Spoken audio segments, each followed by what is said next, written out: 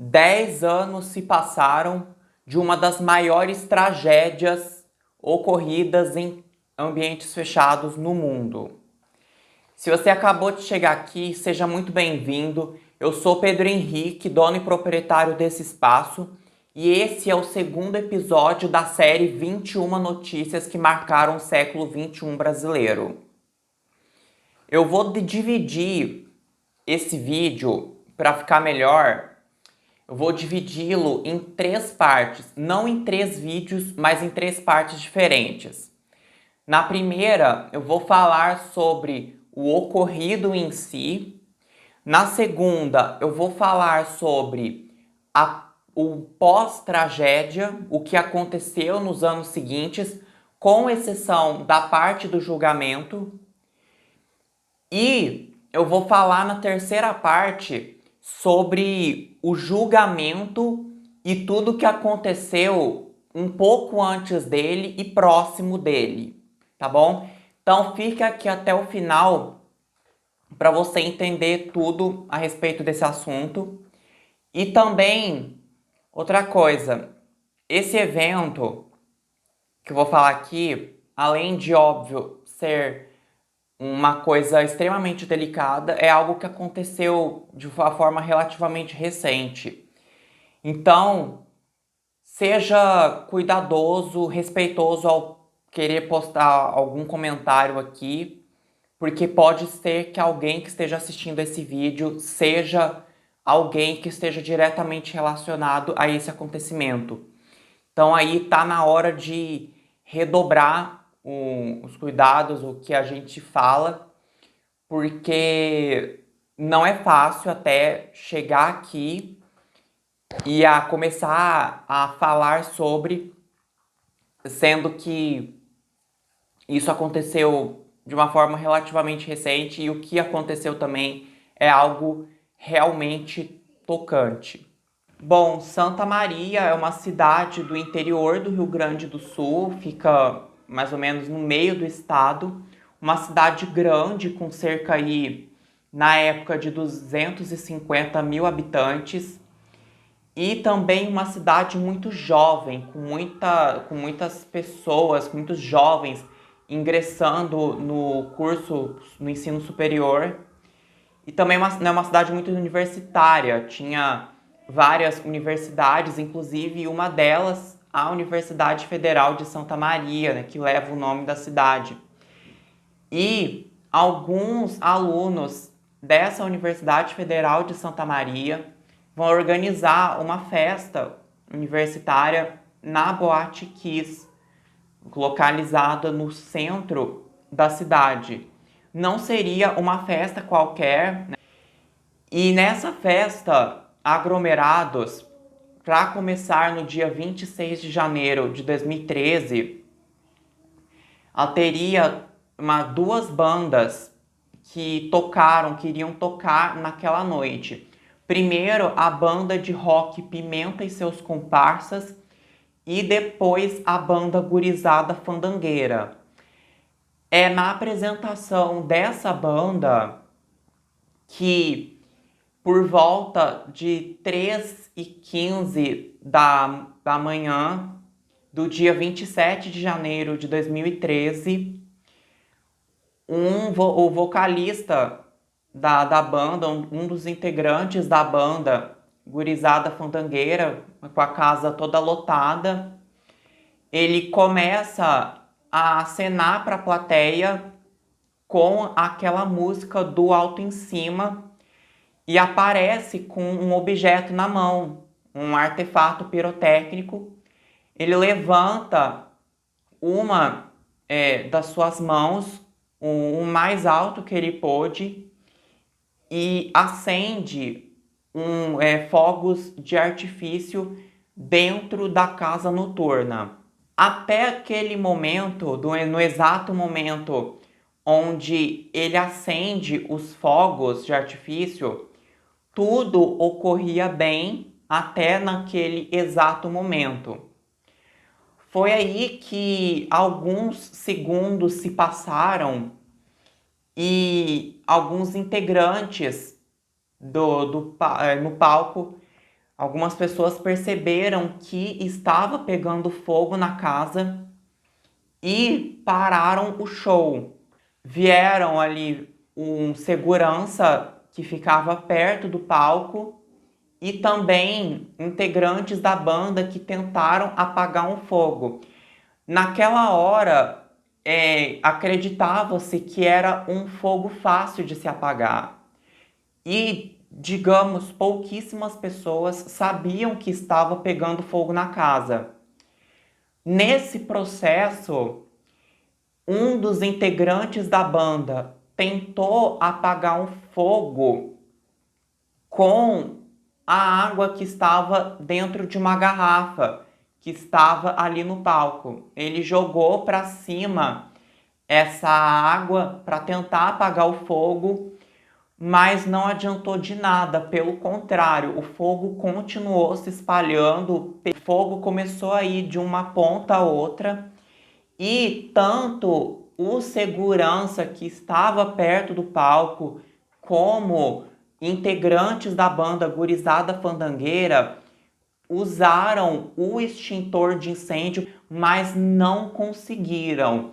Usaram ali, tentaram umas 3 vezes e não funcionou. Quando o extintor não funcionou, a primeira reação do pessoal foi vaia. Só que naquele momento, pouca gente estava realmente entendendo o que estava acontecendo. Quem vaiou, talvez vaiou ou porque não conseguiram apagar o fogo, ou simplesmente porque parou o show, deu aquela confusão em cima do palco e muita gente ficou sem entender nada. Nisso, uma multidão de gente no palco e perto do palco começou a sair e arrastar todo mundo que estava mais longe do palco em direção à porta. Começou uma muvuca, mas nem todo mundo estava realmente entendendo aquilo que estava acontecendo. Muita gente achou que foi briga, que fosse briga que estava acontecendo ali. Uma briga generalizada. Era isso que muita gente estava pensando.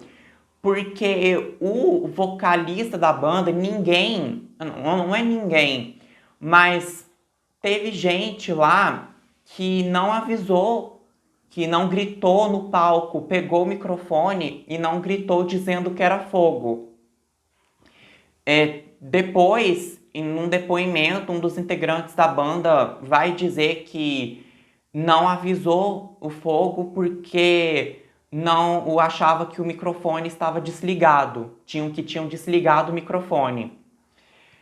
Mas aí, até todo mundo entender que o que estava acontecendo era fogo e que todo mundo tinha que correr porque não dava mais para controlar o fogo, a situação estava incontrolável, já tinham se passado muito tempo, em questão de alguns minutos.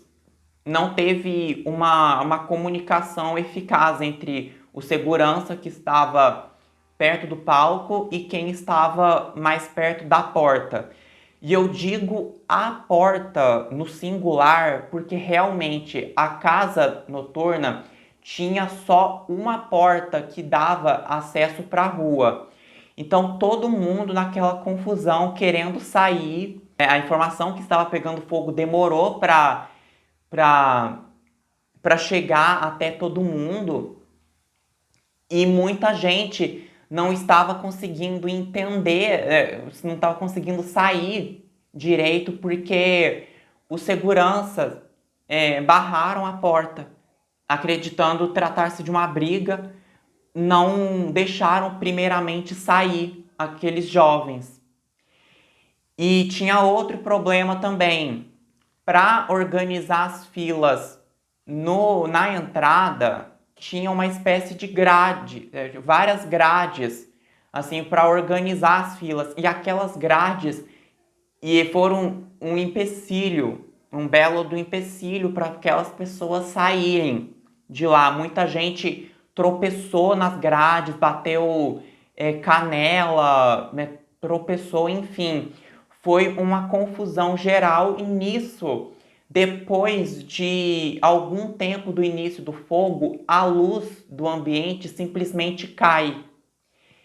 E muita gente vai tentar se salvar achando que seria ali uma porta de acesso à rua através ali dos banheiros. E muita gente acabou por ficar presa na boate porque achou que teria escapatória em alguma saída de emergência, enfim. E nisso, a fumaça já estava tomando conta do ambiente, tá? Alguns segundos depois do início do fogo, a fumaça já tinha começado a tomar conta de todo o ambiente. Em questão de minutos, todo o ambiente estava com aquela fumaça preta, impedindo as pessoas de verem saídas e até mesmo intoxicando aquelas pessoas. Estava interditada, não tinha como passar, estava todo aqueles jovens caídos assim, muita gente na rua, no chão, a rua simplesmente parou, não tinha como chegar muito perto, assim, os carros ali que tentavam passar, né, algumas quadras próximas da Kiss já não tinha como chegar até. O Carrefour chegou a dar acesso ao estacionamento, né, para usarem o estacionamento do Carrefour para colocarem as vítimas ali. Não tinha jeito, gente, era muita fumaça, muito fogo. E nisso, algumas pessoas, alguns homens, tentaram quebrar umas partes das paredes para tentar aliviar um pouco da fumaça e tentar, né, tirar aquelas pessoas que estavam presas ali, né, às vezes supostas pessoas que estavam presas naquele lugar. Então, meio que arrombaram as paredes, quebraram para aliviar um pouco aquela fumaça.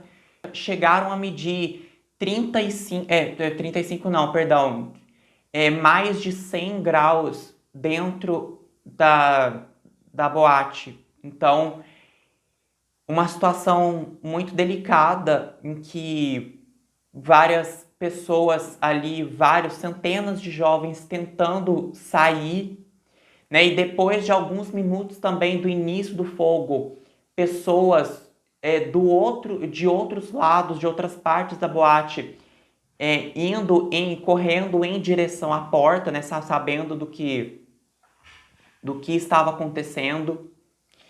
Enfim, gente, uma situação muito delicada. Eu não vou pôr foto, tá, gente? Eu não quero aqui expor muito as pessoas, mas, enfim, os jovens que saíram, que conseguiram escapar do incêndio ao primeiro momento, voltaram para buscar, para resgatar mais pessoas, né? Amigos, parentes que estavam lá. E muitos jovens voltaram na boate para tentarem salvar aí essas pessoas e muitos deles morreram tentando salvar. Ou seja, esses jovens que resolveram arriscar sua própria vida para salvar a vida de outras pessoas. Uma das funcionárias da casa noturna chegou a avisar no Facebook que estava pegando fogo naquele lugar, que era um pedido de socorro ali. Ela escreveu incêndio na Kiss, socorro. Ela chegou a avisar os amigos pelo Facebook. E aí depois algumas pessoas perguntaram: como assim? Explica isso direito. Você tá bem? A quantidade de pessoas a serem resgatadas, a serem atendidas era tanta que os hospitais de Santa Maria não davam conta daquela quantidade de jovens precisando ser internados, levados ao hospital, e muitos foram transferidos para a região metropolitana de Porto Alegre. Então, muitas pessoas foram levadas a outras cidades do Rio Grande do Sul porque eram muitas pessoas. Nesse caos todo, naquela madrugada, naquela manhã, os pais tentando entrar em contato com os filhos para saberem sobre eles, se eles estão bem. Dentro da boate, vários celulares dos jovens tocando, cada um tocando uma música, enfim, aquelas centenas de celulares ali de pessoas, de pais, familiares, parentes tentando entrar em contato com os seus entes queridos, e alguns celulares ali registraram dezenas, mais de 100 tentativas, mais de 100 ligações de pai, de mãe querendo saber sobre a situação de seus entes queridos. Foram necessárias barreiras humanas, assim, de pessoas, para que as mães, para que os pais não invadissem os hospitais, porque eles queriam muito ver seus filhos, ter notícia deles. Um grupo ali de bombeiros, de pessoas ali participando do resgate, abriram a porta da boate e foram ali investigando o local. E quando eles entraram nos banheiros, o que eles viram ali, eles entraram ali e se depararam com uma pilha de pessoas amontoadas umas nas outras. E todas já estavam completamente sem vida. Foi uma das cenas mais tristes, assim, de se ver, que você olha assim e vê que tem dezenas ali de jovens que tentaram escapar, como eu disse para vocês antes, entraram ali nos banheiros achando que era uma saída, mas na verdade eram só os banheiros e não tinha como, não tinha outra escapatória a não ser a única porta de entrada e saída da boate, porque nem as janelas todas estavam lacradas. Portanto, aqueles jovens não tinham chance nenhuma de sair uma vez que eles entram que eles entraram nos banheiros. A notícia de que tinha pegado fogo numa boate em Santa Maria já se espalhava não só pelo Brasil, mas pelo mundo, né? Vários noticiários no Brasil e lá fora falavam sobre o incêndio, era o único assunto do momento, né? Digamos que não se falava em outra coisa naquele dia 27 de janeiro e também nos dias seguintes. A imprensa anunciava, inclusive, vítima por vítima dentro do Brasil e lá fora. É uma dor assim de pais, de familiares que não dá nem para imaginar. Depois de tudo isso, outra tarefa dura a ser feita foi o reconhecimento das vítimas. Reconhecimento dos corpos, principalmente das meninas. Porque o que acontece? Muita gente vai entender isso que eu estou falando.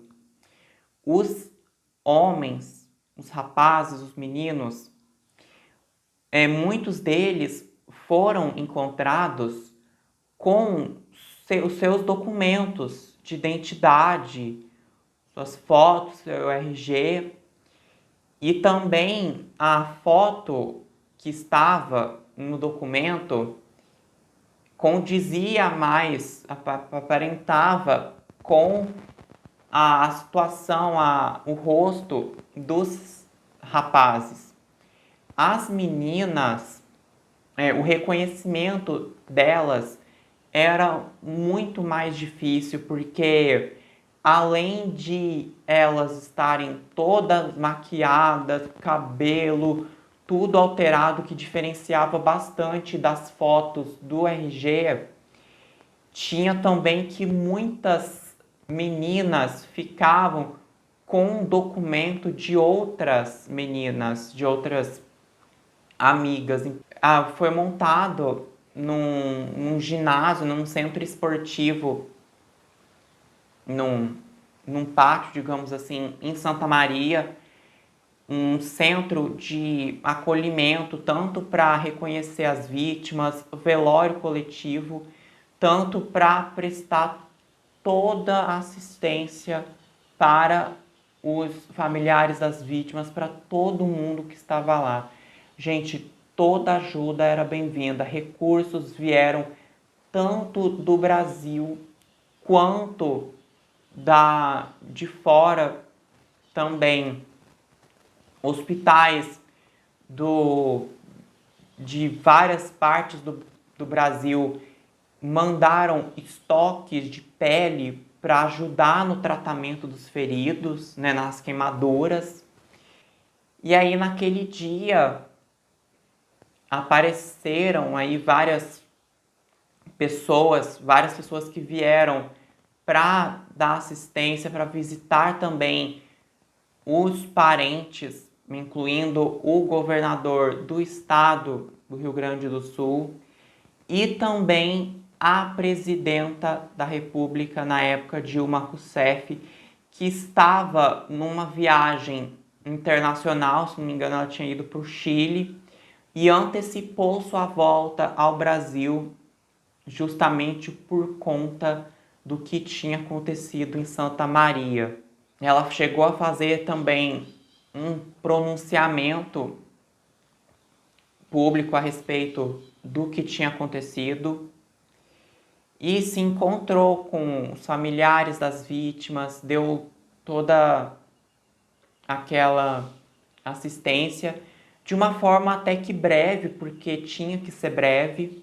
Os dias que se seguiram, 27, 28, eram dias de muito trabalho, digamos assim, para fazer todo o velórios coletivos, não só nesse ginásio, mas também em casas, em igrejas, inclusive até enterros foram permitidos. Algumas famílias tiveram que enterrar seus filhos não propriamente em casas, mas em sítios. Foi permitido isso porque não tinha mais espaço. Eram muitas pessoas, muitos jovens que tinham falecido num intervalo de tempo, em questão de horas.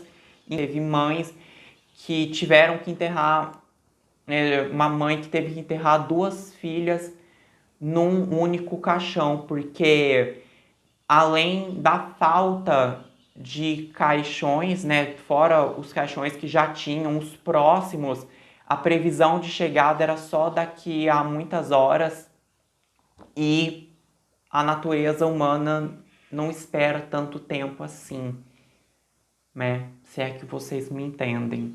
E tem outra questão também a respeito dessa questão dos caixões, porque o mercado não teve preocupação nenhuma, não teve dificuldade nenhuma em superfaturar e subir os preços por conta da alta demanda. O velório coletivo era muita tristeza num local só, num tempo só, uma situação muito difícil. Depois do incêndio, o prefeito de Santa Maria, na época, decretou luto oficial de 30 dias na cidade e começaram-se as investigações, as punições, ainda que lentas e também muito injustas, vou comentar disso já já. A última pessoa faleceu alguns meses depois do incêndio. A Boate Kiss foi inaugurada no dia 31 de julho de 2009 e sequer funcionou durante um dia totalmente de acordo com a legislação. Sempre tinha algum documento vencido, seja o alvará de localização da prefeitura, seja o alvará do Corpo de Bombeiros, sempre tinha algo ilegal. O local, como eu disse para vocês, não tinha outra saída a não ser a única porta de entrada e saída que dava acesso para a rua. Essa parte de prevenção de combate a incêndio, coisas assim, estava totalmente negligenciada. Vocês lembram daquela jovem que comentei para vocês e tinha avisado no Facebook sobre o incêndio na Kiss? Então, ela foi uma das vítimas. Ela não teve tempo de responder, não deu tempo de avisar ninguém. Ela simplesmente avisou e depois foi encontrada como uma das vítimas. A boate ela tinha capacidade para 691 pessoas. E se você soma a quantidade de pessoas que morreram nessa tragédia e a quantidade de pessoas que ficaram fisicamente feridas, apesar de não terem sido mortas, dá um total de 878 pessoas, porque foram 242 mortos e 636 feridos, né, fisicamente feridos.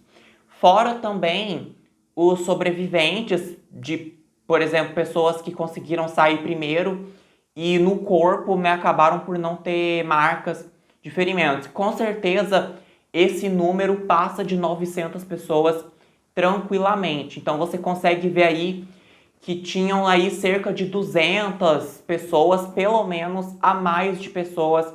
Não era para ter esse tanto de gente. Inclusive, vocês conseguem ver aí relatos de pessoas que falaram a casa estava super lotada, mal dava para se mexer, tinha que se espremer diante do pessoal, porque a casa estava realmente lotada e não era só naquela noite. Essa casa enchia, era uma boate muito disputada na época, muito, digamos, muito querida, muitas pessoas queriam ir para lá. E uma das histórias que mais me deixa revoltado de como a justiça brasileira faz tudo menos justiça, é contada, inclusive, nesse livro da Daniela Arbex, Todo Dia, a Mesma Noite, a história não contada da Boate Kiss. Um livro é muito pesado, inclusive são histórias reais mesmo, gente, a verdade dita aqui, verdade nua e crua, não se trocaram nomes de pessoas, são histórias reais de parentes, de amigos, de enfermeiros, pessoas que trabalharam nos hospitais no resgate das vítimas. Eu confesso para vocês que eu nunca li um livro de uma forma tão para baixo, tão em silêncio, porque realmente são histórias tocantes. E uma das histórias que mais me deixa revoltado, que é a prova viva de que justiça no Brasil, poder judiciário, faz tudo menos justiça, é de na verdade, são duas histórias. O chefe do Corpo de Bombeiros, ele recebeu uma pena até alta. No começo, se não me engano, eram mais de 4 anos. Talvez 5, não sei, mas foram pelo menos aí 4 anos. E ele foi punido não pelas fraudes nos documentos de alvará da Kiss, não por todas as ilegalidades por trás daquela boate, mas sim porque no dia do incêndio ele deixou que pessoas, que jovens, digamos que a população civil ali ajudasse no resgate, que voltasse para a boate para tentar salvar as pessoas que estavam lá, como se uma meia dúzia de pessoas, ou uma dúzia de pessoas, não sei quantas pessoas exatamente estavam lá, se eram 10, se eram 8 bombeiros, como se um grupo de pessoas pequeno até conseguisse impedir jovens alucinados querendo somente, além de, claro, salvar sua própria vida, a vida de seus amigos, de seus parentes, de quem eles mais gostavam. A legislação brasileira, creio eu, alguma coisa diz que não é legalmente permitido você, como civil, né, qualquer pessoa ajudar nos resgates às vítimas, mas, gente, naquela noite tudo foi permitido. Outra história também que marca, que dá força para essa ideia de que a justiça aqui é extremamente falha. Uma militar que auxiliou ali no resgate, no reconhecimento das vítimas, em tudo aquilo, foi punida simplesmente porque ela não estava usando o uniforme adequado, não estava com a roupa de serviço. Ela era uma militar, agindo como uma militar, mas estava sem uniforme. Sim, gente, puniram pessoas por isso. Um uniforme é muito mais importante, foi considerado muito mais importante do que o salvamento das vítimas, do que todo o trabalho que paralisou Santa Maria, de certa forma, o Rio Grande do Sul, o Brasil e também até o mundo. Inclusive, até pais foram processados por supostamente, né, o que dizem, passarem dos limites na hora de julgarem as autoridades. Isso também é contado no livro da Daniela Arbex. Não sei se está focando. E por falar em pais, depois de tudo que aconteceu, mães, pais que perderam seus filhos, amor de mãe, vocês sabem. Mãe que é mãe de verdade, ama seus filhos de uma forma que eu acho que nem os próprios filhos são capazes de dizer. É um amor que talvez não tenha nem limites. Um amor incondicional. E teve mães aí, pais que perderam mais de um filho de uma vez. Genro, nora, filhos também que perderam mães, tá? E esses pais tiveram que ouvir, né? Tiveram o desprazer de ouvir. Nossa, mas já se passaram tantos anos, ainda estão se falando disso. Ai, chega, vocês estão impedindo Santa Maria de crescer. Não, é bem feito. Por quem mandou deixar os filhos frequentarem boate, que isso é coisa do diabo, sei lá. Esse tipo de absurdo de gente que provavelmente nunca sentiu essa dor para falar uma coisa dessa, tá? Até líderes religiosos, né, que se dizem pelo menos religiosos, chegaram a falar isso, esse tipo de coisa. Foi montado até uma forma de uma tenda no centro de Santa Maria, um local como se fosse um dos memoriais da tragédia. Os pais para ficarem ali e para não deixar essa tragédia ser esquecida, com um tanto de fotos de quem foi vítima dessa tragédia. E essas pessoas, gente, ouviram de tudo. Outro caso também que marcou bastante foi o caso de uma menina que foi até a boate, ela frequentou o lugar, estava naquele dia. Isso também é contado no livro.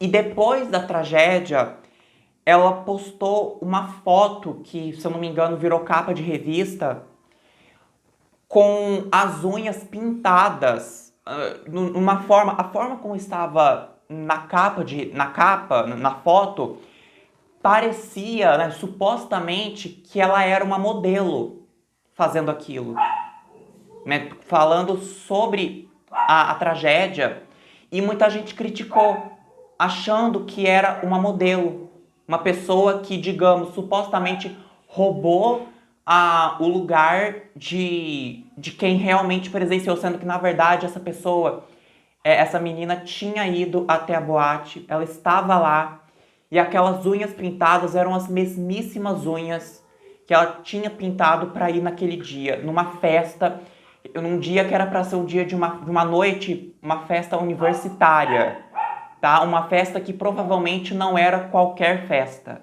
O Elisandro Spor, mais conhecido como Kiko, que era o dono da boate, e outras pessoas também, integrantes da banda, chegaram a ser presos, mas, se eu não me engano, foram soltos ainda em 2013, meses depois.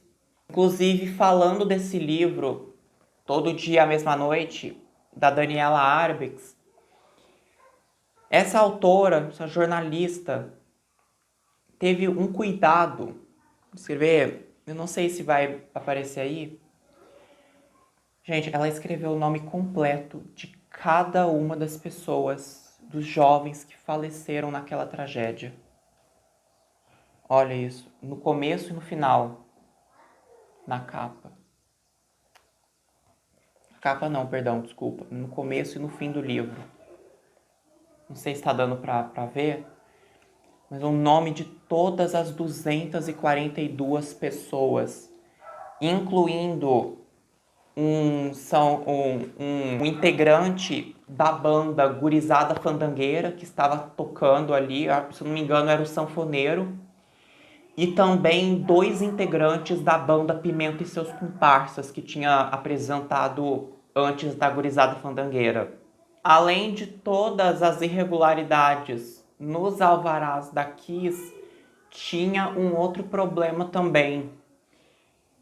No início do funcionamento da boate, lá em 2009, o dono do local já tinha acumulado algumas denúncias sobre perturbação de sossego por conta do som, do barulho.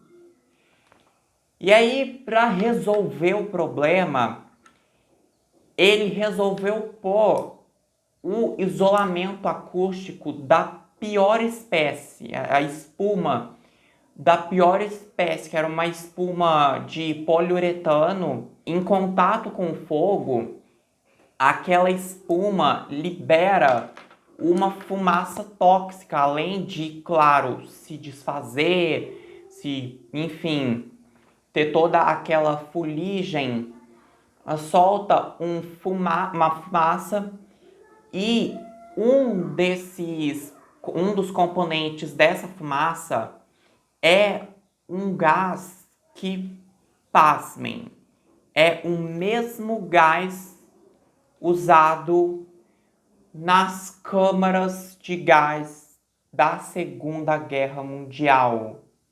Sim, lá na década de 30, na década de 40, toda aquela questão de Auschwitz e de todos os campos de concentração, é o mesmo gás, é a mesma letalidade que mata uma pessoa em questão de alguns minutos. A pessoa fica toda inconsciente, atrapalha o sistema respiratório, fora que muitas delas, muitas pessoas foram pisoteadas, com todo aquele desespero de pessoas tentando sair. Ou seja, tem a questão do uso do artefato pirotécnico, que poderia ter sido evitado, poderia-se ter usado um outro tipo de artefato pirotécnico, outro tipo de sinalizador. Aquela banda, inclusive, se não me engano, era conhecida por fazer shows pirotécnicos. Mas existem, tá? Artefatos pirotécnicos, sinalizadores próprios para lugares fechados, tá? Que não soltam faíscas de fogo mesmo. Custam financeiramente muito mais? Custa. Mas a boate podia ter todas aquelas irregularidades. Podia, né? Eu acho que vocês entendem o que eu tô falando. Mas se tivesse sido usado um sinalizador próprio para local fechado, eu nem estaria aqui fazendo esse vídeo. Olha o que poderia ter sido evitado. Que deveria ter sido evitado. Gente, aquilo tudo poderia ser evitado. Foi o cenário...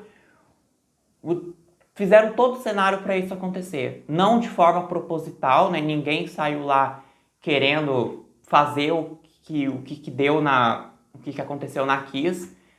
Mas, sim, foi, digamos, negligência pura de todo mundo que estava responsável pela manutenção da boate. Uma prova de que nem todo mundo aprendeu alguma coisa com o que aconteceu na Kiss foi que quase 3 anos depois, uma outra boate também em Santa Maria, essa boate foi denunciada por superlotação. Uma desorganização, gente entrando sem pagar, o jovem que fez a denúncia foi barrado na porta por superlotação. Ou seja, você vê aí que ainda tem esse tipo de coisa, locais irregulares, inclusive depois de tudo que aconteceu na Kiss, o país inteiro começou com uma caça, uma espécie de caça a locais irregulares. Aqui onde eu moro, se eu não me engano, 4 locais foram fechados por conta de 4 estabelecimentos foram fechados por supostas irregularidades, uma cidade vizinha também. Ou seja, em São Paulo foi fechado locais, Manaus teve locais fechados. Ou seja, vocês conseguem ver aí que o problema era muito maior do que um incêndio no local que matou 242 pessoas na situação que morreram. 5 anos depois do que aconteceu na Kiss, foi cogitada, começou a ser planejada a ideia de demolir o prédio de onde funcionava a Kiss. O local só não foi demolido porque serviria depois para o julgamento. Na hora dos réus serem julgados, o local seria apreciado para ajudar na investigação. E por falar em julgamento, um júri popular foi aberto em dezembro de 2021, só não foi antes por conta da pandemia de Covid-19. E assim, foram 10 dias de depoimentos, sobreviventes, obviamente os réus, várias pessoas ali que prestaram depoimentos, bombeiros. Se eu não me engano, também o prefeito de Santa Maria na época chegou a prestar depoimento também. Vou falar para vocês, aquele julgamento que aconteceu de 1 de dezembro de 2021 até o dia 10, foram 10 dias, aquele júri foi uma vergonha.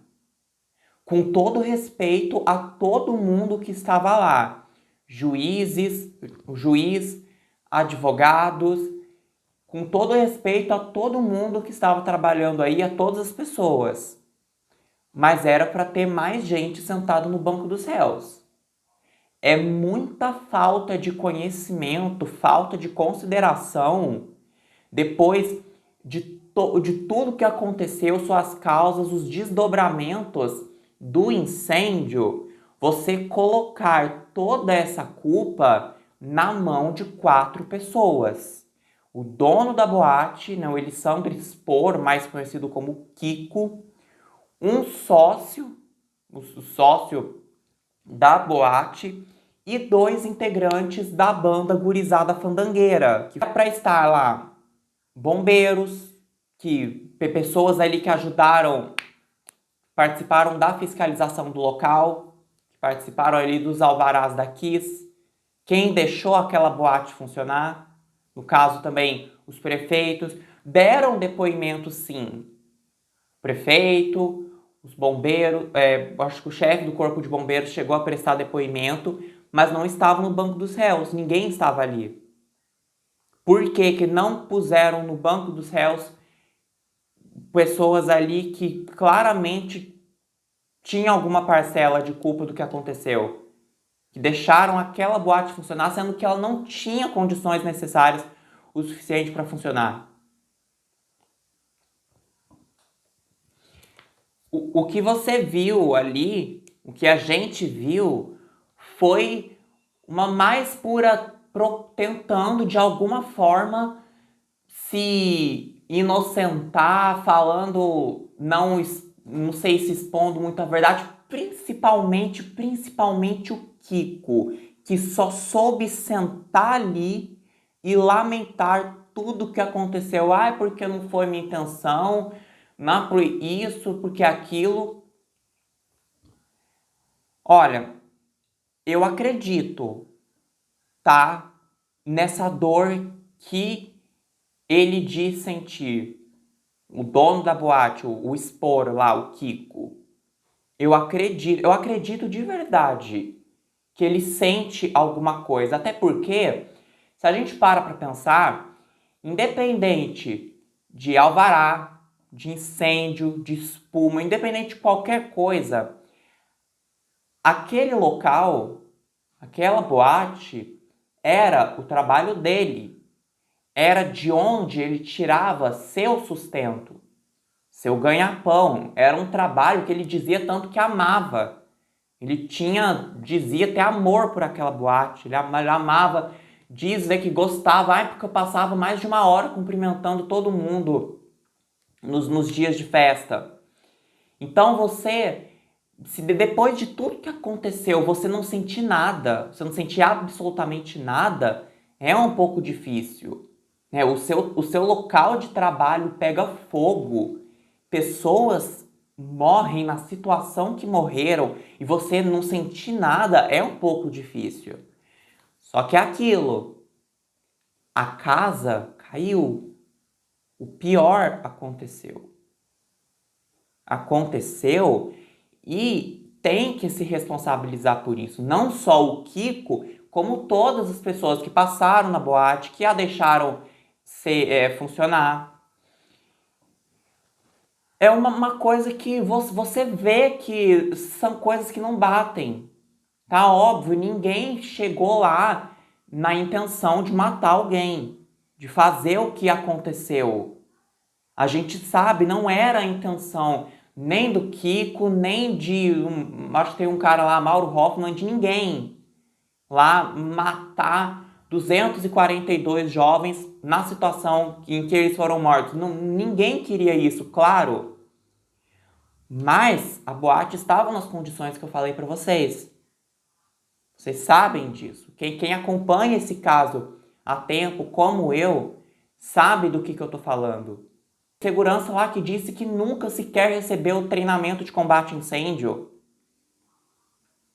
E aí você vê que toda hora tentando se vitimizar, ai, porque eu. Só que não é só ele. Não são só os integrantes da banda, não é ninguém. Lá não é só aquela pessoa. É um grupo de pessoas, são milhares de pessoas que de alguma forma foram afetadas por aquilo. Mães que perderam pais, filhos que perderam pais, mães. O Kiko preferiu gastar um dinheiro fazendo um documentário lançado dias antes do julgamento. O documentário se chama O Kiko da Boate Kiss. Esse é o nome do documentário, Kiko da Boate Kiss. É um documentário curto até, mais ou menos de em torno de 35 minutos.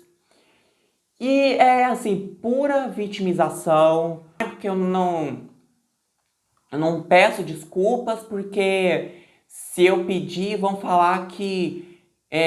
os pais vão falar, ai, mas você não sente o que a gente sente. E eu vou querer dizer, ah, mas vocês também não sentem o que eu sinto.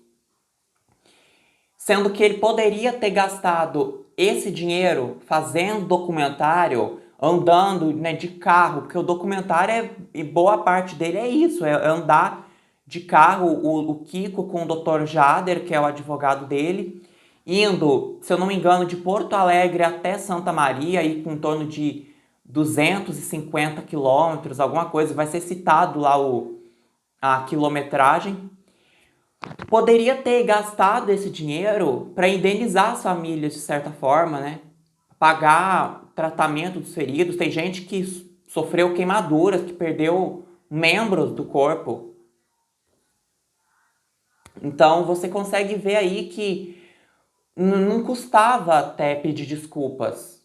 Fazer um pedido formal de desculpas, desculpas sinceras, que já é um alívio. Claro, não tira a sua culpa, não tira a sua responsabilidade pelo fato, mas você ouvir desculpas de uma das pessoas que contribuiu para isso acontecer, ainda que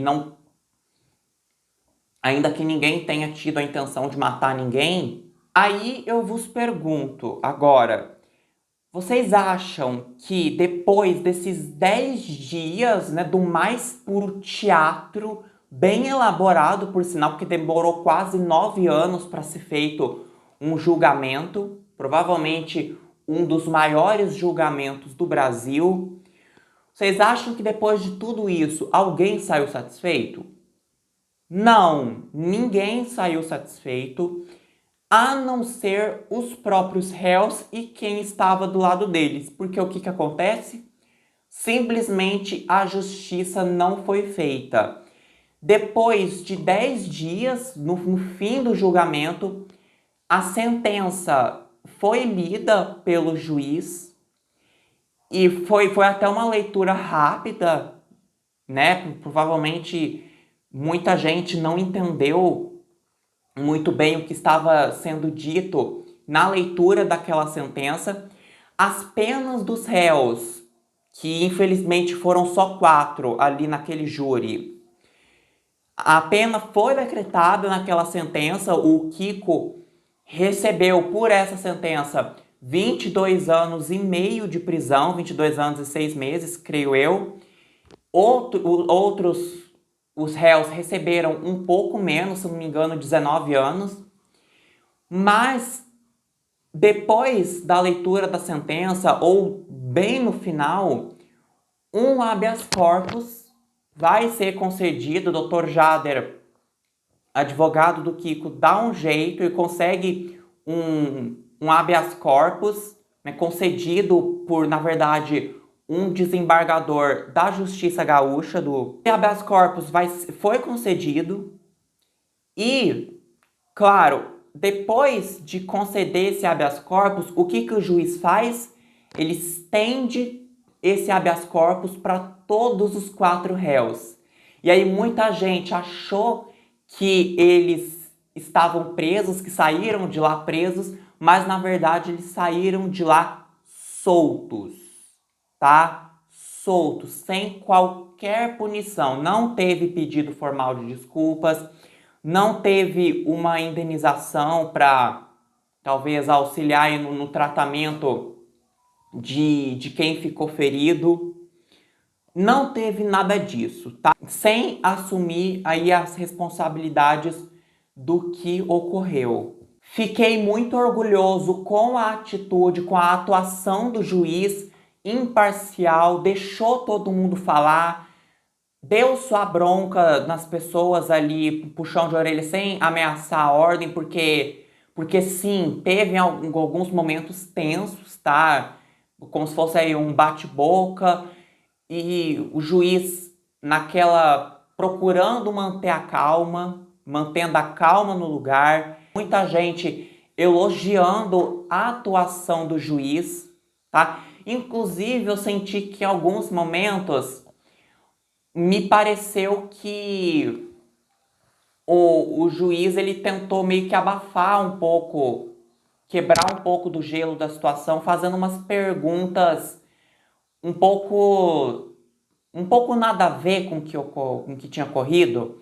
Vai ter um momento num certo dia em que ele pergunta por um sobrevivente que dá aí seu depoimento qual é seu estilo musical preferido? Porque o cara lá, a pessoa que deu depoimento tinha falado lá alguma coisa de estilo de música e o juiz vai perguntar. Aí ele vai responder rock e o juiz vai responder, eu também.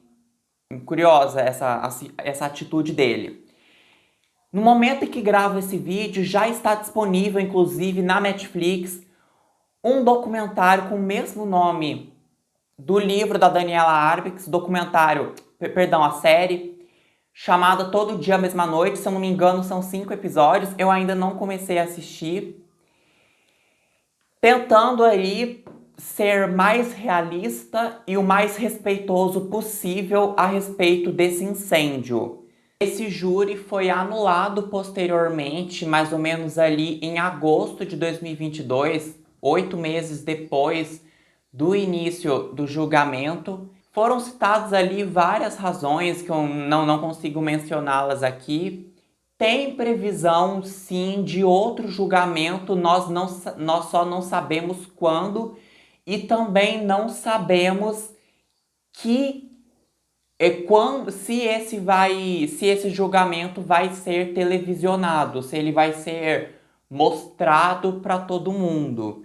Porque o julgamento de dezembro de 2021 foi mostrado, o mundo inteiro pôde assistir. Há vários canais no YouTube aqui transmitiram ali o julgamento, inclusive ao vivo.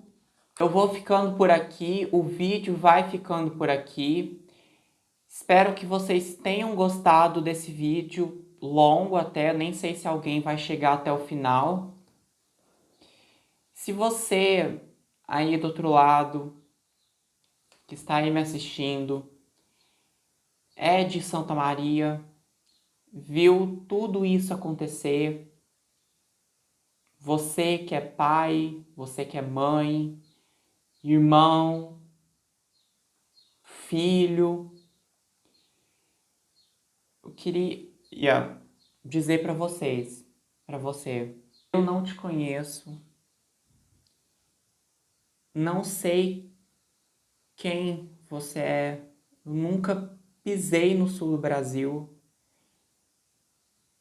mas fica aqui os meus mais sinceros sentimentos para você e para todo mundo que está aí do outro lado, pai, mãe, irmão, um amigo.